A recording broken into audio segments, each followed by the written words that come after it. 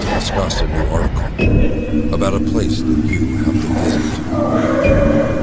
What is this place, sir? It's an estate belonging to a man named Charles Moore. He lives there alone. After his elder brother John Moore's death, he inherited the estate. They have a small bungalow which happens to be John's residence, but no one goes there. Not even Charles Moore. People claim the bungalow to be haunted. Why? What happened there? John Moore shot himself inside that bungalow. Locals say it is haunted by his spirit. I want you to write an article about it based on your own experience. So, are you up for it? Of course. Next week, on a sunny day, I finally started the journey. When I came out of the airport of Myuu, I saw a man standing at the gate. He came to me with a big smile on his face. He was dressed in a driver's costume. Welcome, sir. Mr. Moore's waiting for you at the estate. Please, come with me. I got inside the car and lit a smoke. What is your name, mister? I am Caraway, sir. You can address me as Caraway. Please be comfortable. We will reach California within 2 hours and 25 minutes. We were driving towards the city, but I was waiting to witness the deep woods. As the dawn started to arrive, I could feel the chilly wind passing by. Caraway was right. It took nearly 2 hours to reach Transylvania. The entire setting and landscape took me to the Victorian age, when Gothic culture made its first impression. After traveling through winding roads surrounded by forest and mountains, we finally reached the castle. It already got dark by then. I looked at my watch and saw it was 5:30 p.m. But this was Transylvania, the land of mysteries, no doubt. A tall, bearded man was standing near the large wooden door of the castle. He was smoking a pipe. The fine smell of his fresh burning tobacco was swirling in the air. Caraway stopped the car right in front of him. I got down and the man came towards me to greet me. Welcome, Mr. Smith. I'm Charles Moore. It's an honor to be your guest, Mr. Moore. Please, call me Arnold. The castle ground was huge. The large hallways and corridors were filled with vast wall paintings and expensive antiques. I went to the trunks and sat down and another servant joined us. The dinner will be served soon. I have arranged the guest bedroom for you to stay. Make yourself at home. I thanked him for his hospitality. Due to the long journey, I was already feeling tired. I decided to go straight to my room after dinner and propose my ideas to Charles the next morning with a refreshed mind. I have never seen so many delicious dishes on the table. The dining hall was enough to treat anyone like a king. Roasted pork, barbecue chicken, porridge, freshly baked bread, various kinds of salads, fish, and desserts, all that one can name, was served at dinner. And each of them tasted heavenly. I was really hungry, so I ate all I could. Charles was an appreciator of good food, too. He ate a lot as well. After dinner, I thanked him again for having me and went to my room. The room was unique on its own. There was a soft wood bed, a couch near the glass window that gave me a view of the hills. The fireplace kept it warm. I changed into my pajamas and dived into the soft sleep rushed to my eyes without any hesitation. The next morning when I woke up, it took me some time to figure out I am not in my small, messy house. I got down and opened the windows of my room. The The view of the steep valley, surrounded by tall mountains, dazzled my eyes. A servant came to inform me Charles is waiting for me in the lounge. They had served breakfast as well. When I went there, I saw Charles having tea and a cigar. I hope you slept well, Arnold. I slept amazing. This place is so calm and quiet, free from all the hustle and bustles of the city. Can't agree more. But if you start living here, you might get paranoid of the silence. So, ask me whatever you want to. I munched on a buttered toast and said, my first question is, what happened in that Moore's Holiday place? Is it haunted? Well, I haven't seen anything. But the locals say that they've heard heavy footsteps. As of sounds was after my brother's death, I stopped going there. Monthly, I visit that place to keep a check. I always went in the mornings. Never felt the need to go there after supper. If you don't mind me asking, Charles, how did your brother die? It's a sad accident. My brother John lost his mind after his death. I don't know the reason for it, but he came mentally unstable. I tried to take him to the doctor, but he locked himself up in that bungalow. He spent all his time there alone in those woods. One morning I sent Caraway to check on him, as he didn't come to visit me in a while. Caraway came back with the shocking news of his suicide. He shot himself 3 nights earlier, and none of us knew. He used to get so mad if anyone intruded in his life. We all had to give him his needed space. We dared argue with him. He was a difficult man, with a troubled mind. I still regret not being able to be there for him. I'm sorry for making you relive those memories. My apologies. No, it's fine. I understand. I wanted to ask you for permission, Charles. My permission for what? I want to stay in that bungalow tonight. It will help me prepare for my article, you know. Only if you're okay with that. Well, there's no reason for me not to let you stay there, because no harm took place in that bungalow till now. The matter got settled. I did a bit of sightseeing after breakfast. I had to reach the bungalow before dawn, as everyone is scared to step there after dark. Caraway and one other servant were keeping my briefcase and some arrangements in the car. It was offered by Charles Moore for dinner. I paid my gratitude and left for my thrilling adventure. I can assure you I got 10 times more thrill than I expected. On my way, I asked Caraway, Mr. Moore told me you were the first person to Sir Mr. John's dead body, right?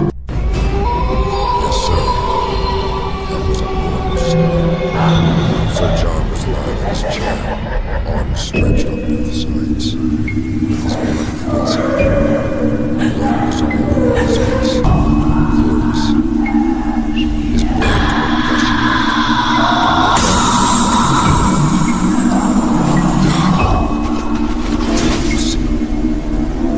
Caraway closed his eyes in horror. I didn't ask him anything more because the fog started taking over. When we reached the bungalow, I was completely lost.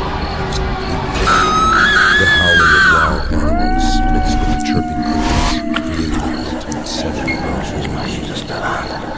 Take care of yourself, sir. I will come and pick you up in the morning. Caraway left. I stood in the doorway watching him driving away, and then disappearing in the fog. I got inside. Moonlight was flooding all over the bungalow. I went straight to Sir John's cabin and got comfortable there. I sat in front of a window in a chair. I could see the wide, dark valley and the clear night sky. I lit up a cigar, and in the flash of light, my eyes went to a table on the other side of the wall. There was a wooden chair along with it. I guess this was the same chair where Mr. John Moore shot himself. Can't lie, the goosebumps appeared in my skin.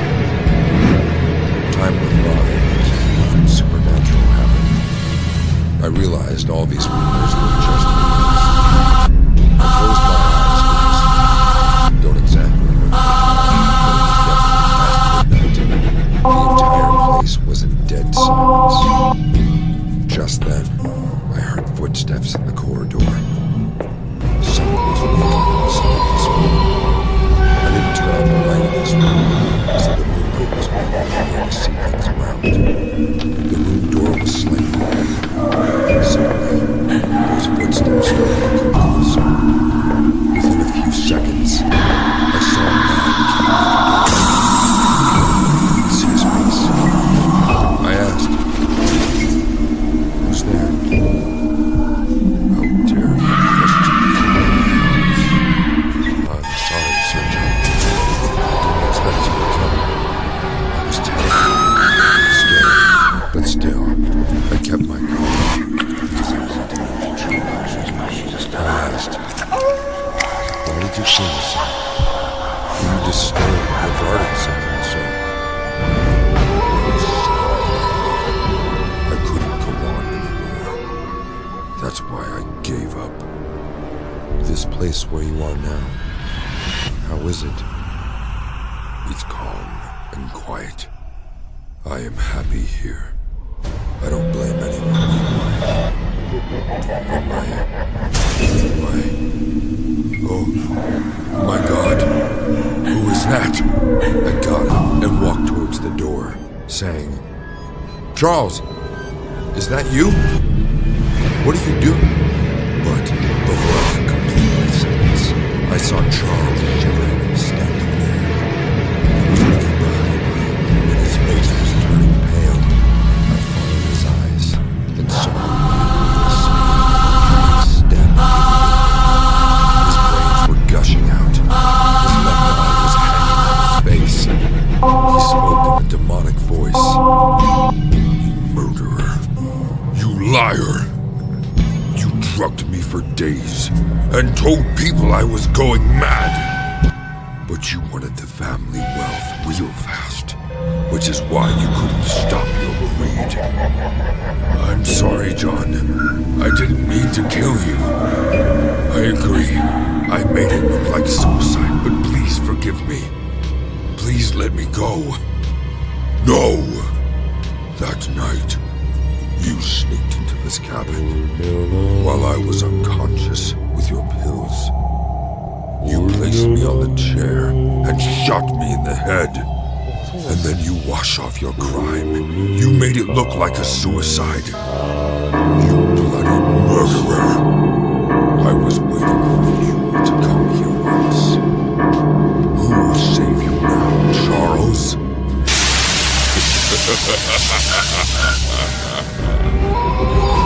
Charles screamed and tried to run, but in front of my eyes, something lifted him in the air and threw him roughly on the floor.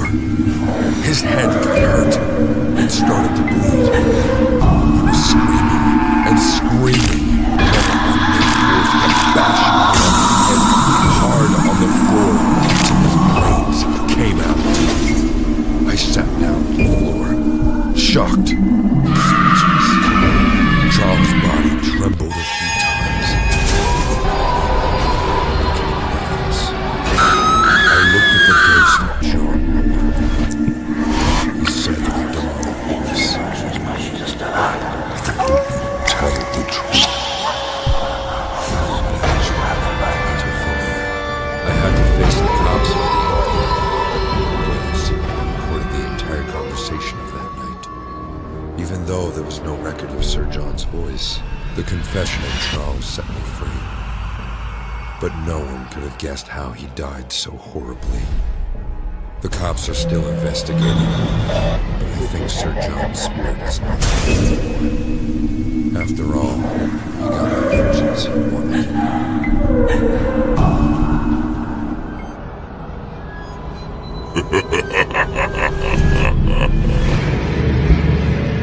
Before starting the story, I would suggest you guys to go subscribe to the channel. It turns out most of you guys who watch me actually subscribe. So if you like the content and want to support the channel, go ahead and subscribe and click the bell. It's free, and you can always change your mind later.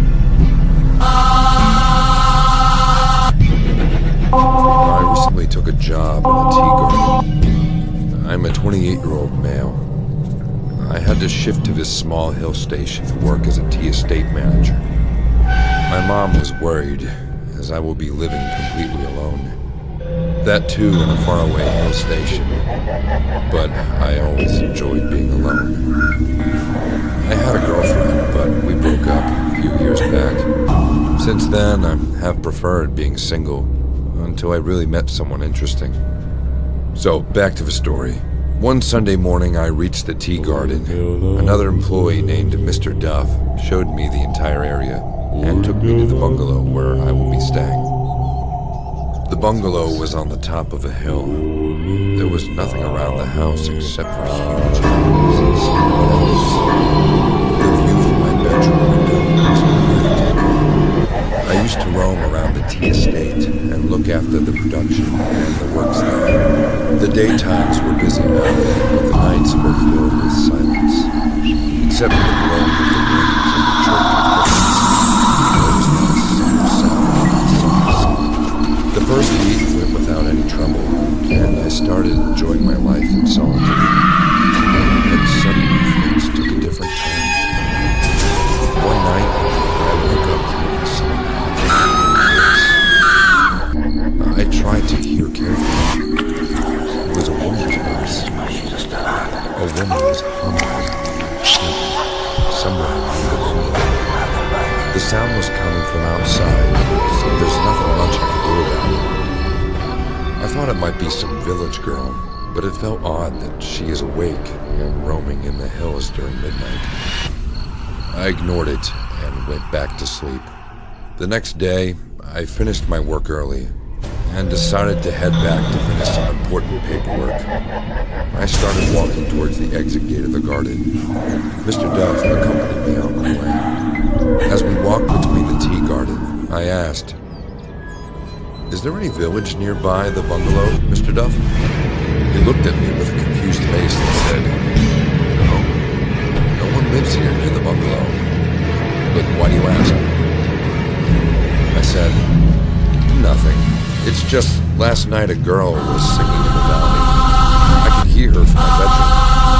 Not actually singing, rather humming a very mysterious tune." Mr. Duff suddenly became a bit awkward. He said, "Well, you must have heard the night owl, or some other animal howling. In hills, sound echoes a lot. I'm sure it was nothing." He didn't speak the rest of the way, and I returned home with a curious feeling in my heart. That night after dinner, I decided if I hear the humming tune tonight, I will come out of the house and see for myself. I did as planned. Around 2 a.m., the humming tune in the same female voice took place. I tiptoed to the bedroom balcony. The chilling wind and fog were all over the valley. As far as my eyes went, I could only see huge mountains and the pale moonlight flooding over the valley. Suddenly, something caught my eye. As I turned towards the gate of the bungalow, I saw a village girl standing there. She was looking directly at me and smiling. There was something in her smile that made my senses numb. I don't know how long I stood there, staring at her.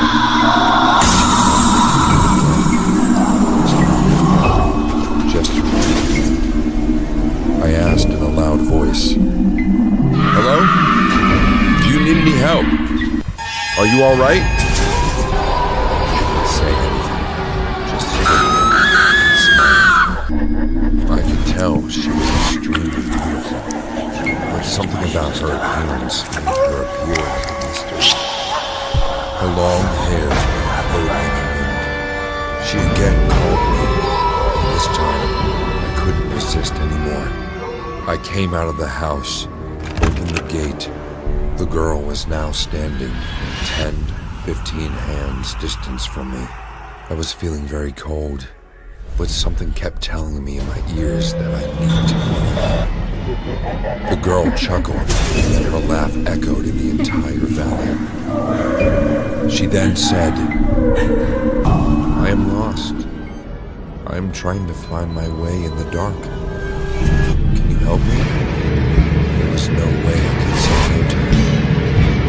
So I just nodded my head. She again said in a crystal clear voice, "My house is down the valley. I am scared to go alone. Would you accompany me?"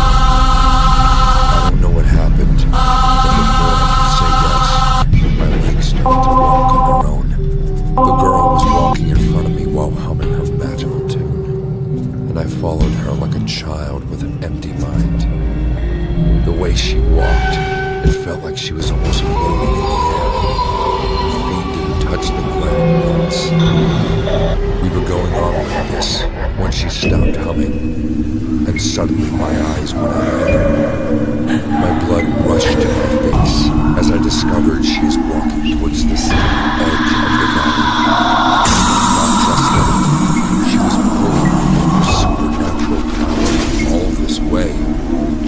I realized if I keep following her like this, my body will fall from this 1,000-foot drop into the valley, and no one will ever find a single trace of me. I said in a panicked voice, Where are you taking me?" She suddenly stopped and turned around. Her pretty face is now the face of a demon. Her eyes were coming out, and the skin on her face was rotten, and bones were visible underneath. She started to laugh in her demonic voice and grasped my hand.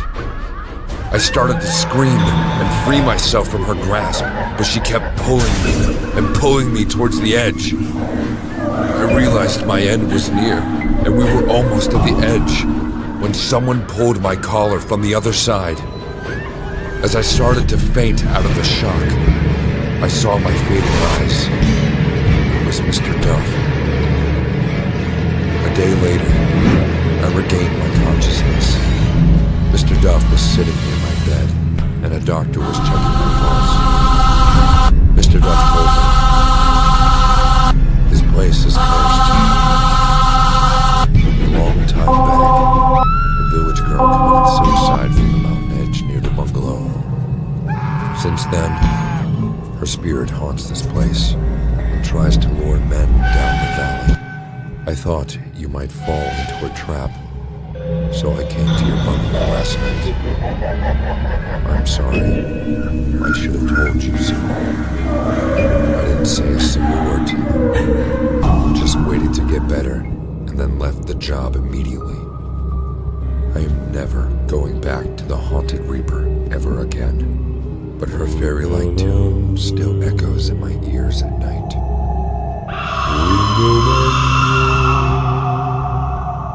What's all this? Daisy was driving amidst the storm. Huge lightning and heavy wind made it hard to drive properly. The raindrops bolted on her car.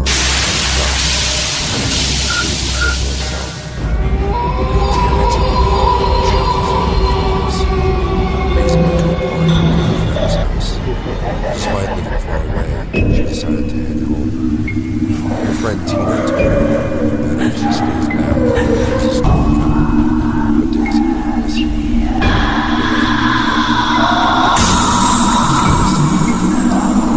flash of lightning took place in front of the car. Daisy pressed the brakes so hard that the car stopped, making a loud screeching noise. She checked her phone, but there was no response. She felt very helpless and suddenly her eyes went to the left side. With another stroke of lightning, she saw a small house standing some distance. She came out of the car and ran towards the house. Daisy was adamant because this was her only chance to survive the night. Panting and breathing heavily, she reached the house and knocked on the door. "Anyone here? Please open the door." She could hear footsteps coming from the house. She knocked again. "Hey! Please help me! I'm lost! Please open the door!" With a loud creaking sound, the door finally opened. A white-bearded old man opened the door.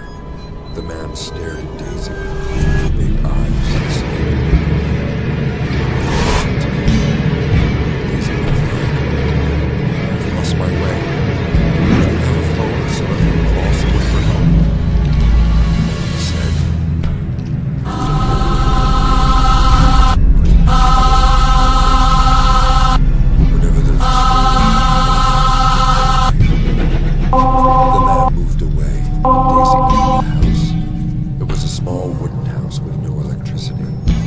There were candles everywhere. The ambience of the house spooked Daisy a bit. She walked towards the telephone and picked it up to dial Tina's number. No matter how many times she tried, the line remained engaged. The man said, "If you want, you can wait for her until the storm stops. Then you can drive back. This road goes back up to the nearest town." Daisy smiled awkwardly and said, "Okay, thank you." The man gave her a cloth to wipe her hair, then offered her a glass of wine. Daisy sat near the fireplace. She was feeling chilly. She was glad to see the husband. She asked, "I'm Daisy, and you are?" The man began to see his voice.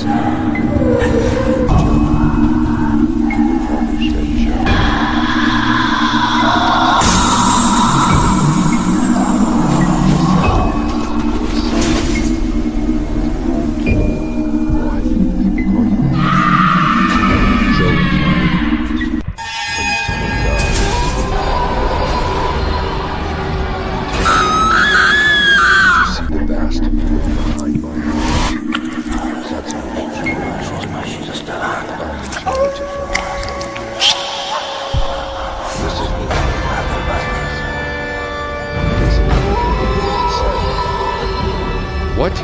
You keep dead bodies in your house? Joe started to laugh hysterically. Daisy said, I'm going to leave now. The storm has stopped. She went towards the main door to leave, just when Joe grasped her hand tightly. Daisy looked back at him and saw his eyes had turned white. There were no pupils inside of them. Daisy screamed and said, "Let me go! Please! Leave my hand!" Joe got close to Daisy's face and said, "They are coming. They all can't help but see me every night. They used to scare me before, but now I like them. Look, there they are." Joe climbed out the window. When Daisy saw them, it made her stomach drop into war. There were black shadows outside. They were coming towards the house while floating in the air. Their whispering voices made her ears numb. Daisy screamed and pushed Joe away. Joe kept laughing like a maniac. The shadows started to cry, scream, and laugh. It was as if a group of demons were coming to suck every drop of blood from Daisy's body. Daisy could see their glowing red eyes and sharp teeth. The shadows were rushing towards the house. Daisy opened the door and rushed towards her car. She got into the car and locked the door. The shadows kept laughing. Their laughter made Daisy realize what hell felt like. She looked at the door for the last time and saw the rotten corpses standing there, waving her goodbye. Joe's clothes. She started the engine and drove full speed to the same direction where she was coming from. A week later, she finally got the courage to take Tina out of the house. She slept. But what Tina said, a guy named Joe used to live in the town outskirts. He ran a funeral. He often claimed he could see dead people. Everyone in the town lost his mind amongst the dead. One morning, a woman was coming from the road near his house. She smelled a disgusting smell all around the area. After following the smell, she found out it was coming from Joe's house. The main door was locked from the inside, so she came back to town and told everyone about the weird encounter. The town people broke down the main door of Joe's house and got in. They found Joe's rotten dead body lying on the floor.